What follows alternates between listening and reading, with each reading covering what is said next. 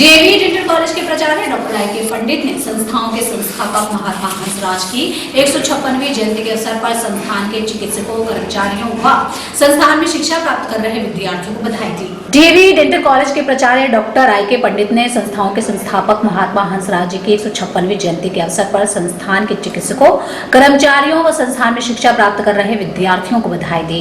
Doctor पंडित ने कहा कि हमें महात्मा हंसराज के दिखाए गए पथ चिन्हों पर चलना चाहिए तथा एक स्वस्थ व सुदृढ़ समाज का निर्माण करने में अपनी अहम भूमिका अदा करनी होगी। उन्होंने कहा कि डीएवी डेंटल कॉलेज निरंतर कई दशकों से संस्थाओं के प्रेसिडेंट डॉक्टर पूनम सूद के मार्गदर्शन में राष्ट्रीय व समाज के लिए विभिन्न कार्यक्रमों के माध्यम से अग्रसर है। उन्होंने कोविड-19 पर बोलते हुए कहा कि मौजूदा हालात को देखते हुए लॉकडाउन के प्रथम चरण से लेकर अब तक डीएवी डेंटल कॉलेज प्रशासन व सरकार का सहयोग करने में लगा हुआ है और भविष्य में भी इसी प्रकार सदैव तत्पर रहेगा। सर, 19 अप्रैल को पूरे देश में महात्मा हंसराज जी की जयंती मनाई गई है और जिस प्रकार वो डीएवी शिक्षण संस्थाओं के संस्थापक भी थे, तो क्या कहना चाहेंगे इस विषय में आप? इसमें सर जैसे हमारे मंत्री साहब ने कहा हुआ गोपाल जी ने कि डीएवी हर काम में बढ़ चढ़ के हिस्सा लेता है, चाहे वो देश का आंदोलन हो, चाहे वो देश की एजुकेशन हो या ह्यूमन सपोर्ट हो। उसमें डीएवी ने हर वक्त पे अपना काम छोड़ के पूरे समाज की मदद करने के लिए आगे आए हैं। इसी दौरान हमारा ये जो उनके स्वर्ण जयंती पे कल एक बहुत बड़ा त्यौहार मनाते हैं, हर बार मनाते हैं, इस बार नहीं मना पाए इस कोविड की वजह से। तो इसी में हमारा जो प्रेसिडेंट साहब हैं उनका उपदेश है, तमाम स्कूलों में उन्होंने कल वीडियो कॉन्फ्रेंसिंग करी है, जो पूनम सूद साहब है पद्मश्री, उन्होंने कहा है कि मैं चाहता हूँ सारे जो टीचर्स हैं जो ऑनलाइन क्लासेस आजकल ले रहे हैं उसमें ज़रूर 5 मिनट के लिए अपने देशभक्ति के लिए, उपदेश के लिए, देश की भलाई के लिए कोई ज़रूर 5 मिनट के लिए अपने स्टूडेंट्स के साथ मुखातिब हो जाएं और ये ज़रूर बताएंगे क्योंकि ह्यूमैनिटेरियन सर्विस, ह्यूमन सर्विस का क्या रोल है, उसका कितना महत्वपूर्ण है, हम एक दूसरे के साथ कैसे रहें और किस तरह से हम इस वक्त पे अपने समाज के लिए मदद करेंगे। तो ये ज़रूर तमाम टीचरों को उन्होंने आदेश दिए हुए हैं क्योंकि ये आपका हर क्लास में ज़रूर 5 मिनट का समय लेना है। अगर 45 मिनट का क्लास उसमें 5 मिनट, 3 मिनट आपको ज़रूर देने हैं ह्यूमैनिटी पे, देशभक्ति पे और अब आस पड़ोस की सुरक्षा के ऊपर। तो एक तो वो प्रोग्राम चालू हो गया। दूसरा ये है हमारे जो डीएवी में जो प्रधानमंत्री का जो पीएम केयर जो फंड है उसमें सबसे पहले मुझे लगा सारी इंस्टीट्यूशन से सबसे पहले हमारे प्रेसिडेंट साहब ने, पूनम सूद साहब ने 5 करोड़ रुपए जो हम सारे के सारे जितने भी अदारे हैं, जितने भी कॉलेज स्कूल हैं, सबों ने एक दिन का, तमाम एम्प्लॉयज़ ने एक दिन का वेतन जो है वो रोक के उसमें जमा कर दिया। तो ये करीब 5 करोड़ का उन्होंने पहले दिन ही पीएम साहब के उसमें अकाउंट में चेक दिए। तो उसके साथ साथ भी सिरसा में, यमुनानगर में, हरियाणा में कई जगहों पे जहाँ पे ये कोविड सेंटर्स बनाए, हमारे स्कूल आगे आए, हमारे हॉस्टल आगे आए, गवर्नमेंट को मदद करने के लिए उन्होंने कोविड सेंटर बनाए या उनको क्वारंटाइन सेंटर्स बनाए। हमने भी यमुनानगर में भी हमारा हर बार साथ मिलता है अपनी गवर्नमेंट का, हमारे अपने यहाँ डिस्ट्रिक्ट प्रशासन का, हमारे मंत्री साहब हमारे हर बार ख्याल रखते हैं इस कॉलेज का। तो हमने भी जब ये ऐसी आपदा आई तो हम खुद बढ़ चढ़ के खुद गए हैं। हमारे पास 100 बेड हॉस्पिटल है, अगर इसकी कोई ज़रूरत पड़ रही है तो ये भी ज़रूरत। तो हमारा 50 बेडेड सर्टिफाइड हॉस्पिटल इसके कोविड के लिए रखा गया था और जिसमें से बराबर पहले दिन से आज तक पूरी तरह से पेशेंट्स तो नहीं कहा जाता, उसमें जहाँ भी जो माइग्रेंट लेबर वगैरह अच्छे जिनको क्वारंटीन में रखा गया, नॉट आइसोलेशन में, और अभी तक ना कोई केस डिटेक्ट हुआ, वो पूरी निगरानी में है। और जो 14 दिन की क्वारंटीन करता है वो जाता है, नए बंदे आते हैं, मतलब ये कंटिन्यूस हॉस्पिटल चल रहा है। इसमें हम राउंड द क्लॉक सर्विस देते हैं अपने कॉलेज की तरफ से।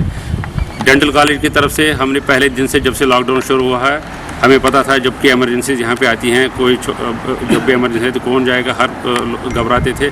तो जो ये पीपीई किट्स वगैरह हमने खरीद के पूरे कॉलेज में उसको ये रेडी रखा हुआ और अपने डॉक्टर को एक उससे शेड्यूल के साथ ड्यूटी लगाई है।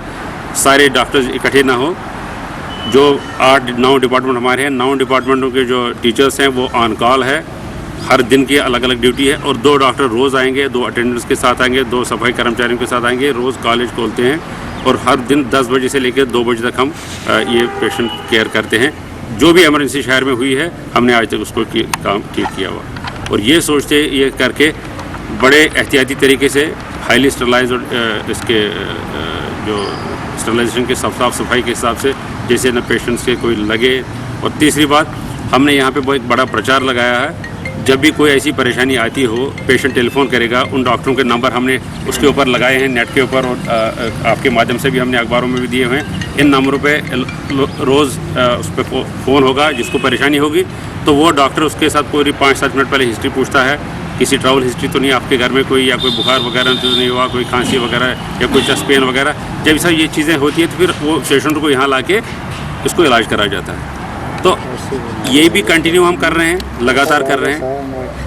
क्लासेस जो है ऑनलाइन है, जो हमारे बच्चे जो एग्ज़ाम को इस बार एग्ज़ाम शुरू होना था, जिसकी वजह से यूनिवर्सिटी ने थोड़ा डिले हो गया इस चीज़ का, पर हमारे बच्चों का सिलेबस कंप्लीट था और तब भी हमारे टीचर्स सारे लगे हुए हैं डिफरेंट तरीक़ों के थ्रू ऑनलाइन क्लासेस लेने के लिए।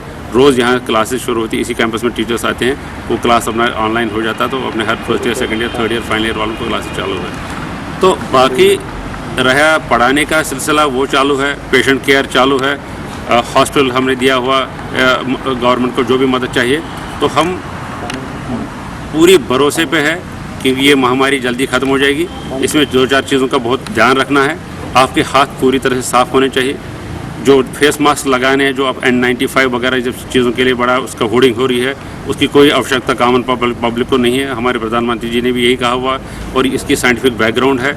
हम जब तक हाथ साफ रखेंगे और मुंह की तरफ नहीं लेंगे, हम सब सुरक्षित हैं। सोशल डिस्टेंसिंग का पालन करेंगे और ये बीमारी जो है, इस पे हम ज़रूर, जब तक वैक्सीन आएगा तब तक हमको ये एहतियात ज़रूर रखना है। उसके बाद भी ये चीज़ें, ऐसी वायरल डिजीज़ आती रहती है, जाती रहती है। कोशिश रखनी चाहिए जो इम्यूनो कंप्रेसिव या जिनके कमज़ोर है, कई बीमारियों का शिकार है, बुज़ुर्ग लोग हैं, उनके आसपास ज़्यादा ध्यान रखना चाहिए। हम जब यहाँ कॉलेज से आते हैं, सुबह साफ़ सुथरे तरीके से यहाँ से जो जाते हैं, उसका जो प्रोटोकॉल है जो रखते हैं, उसका पालन करते हैं। जो घर जाते हैं, अपना कपड़े चेंज करते हैं, हाथ धोते हैं, ये ड्रेसेस बाहर ही रख देते हैं, उसको धुलाई में रोज तक, मतलब घर जाना और घर से वापस आना, कोशिश हम करते हैं इसको साफ़ सफाई रहे। तो इसी तरह से हमारे पेशेंट भी सुरक्षित है, हमारे अपने डॉक्टर भी सुरक्षित है, ये शहर भी सुरक्षित है, हमारी कंट्री भी सुरक्षित रहेगी। मैं सबों से ये रिक्वेस्ट करूँगा, सोशल डिस्टेंसिंग का बहुत पालन करें, घर से बेवजह ना निकले और ऑनलाइन काम जितना हो सके कर सकें। गवर्नमेंट भी बहुत मदद कर रही है। कई जैसे अमेरिका वगैरह सरकार जैसे इन एरियाज़ में जहाँ की जिनकी प्रैक्टिस इस दौरान ख़त्म हुई, सरकार ने उनको जिस हिसाब से वो टैक्स देते उस हिसाब से उनको तनख्वाह भी चालू करी है। हो सकता है हिंदुस्तान गवर्नमेंट भी यहाँ पे भी ऐसा कुछ ऐसी कंडीशन आ जाए, अगर गवर्नमेंट चाहेगी तो कई भी जगह जिसका नुकसान ज़्यादा ना हो तो उसका भी कुछ पालन करने की कोशिश करेंगे। हम सबों को मिलके ही संसार को चलाना, दुनिया को चलाना है। हम जब अपना ख्याल रखेंगे, हम दूसरों का ख्याल रखेंगे, ऐसे पालन करने के बाद हम सब सुरक्षित रहेंगे। भगवान से यही प्रार्थना। और हमारे कंवरपाल जी जो इस शहर के लिए 24 घंटे खड़े रहते हैं, जब हम फ़ोन करते हैं, कोई भी आपदा हमारे ऊपर आती है, सर तो पूरे इस कॉलेज के शहर के लिए हर बार खड़े और अवेलेबल रहते हैं। और इन सबों की दुआओं से ये शहर सुरक्षित है और भगवान करे आगे भी सुरक्षित रहे।